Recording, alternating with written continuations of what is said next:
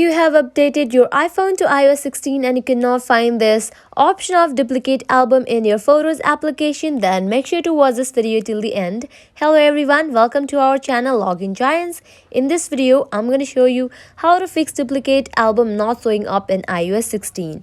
The reason might be that duplicate photos take a while to be detected by the device, or you don't have duplicate photos or a software bug. Now let's jump how can we solve this. Firstly, make sure you have enough charge. Charge your phone and wait for a while. When you don't have enough charge, that may also cause duplicate photos not showing. Now the second method is you have to reset your network settings. Open your settings. Go to the general. Scroll down to the bottom. Go to this option transfer or reset iPhone. Tap on reset and then select this option of reset network settings. Network is also a factor that affects scanning. Now the third method is you can just restart your phone.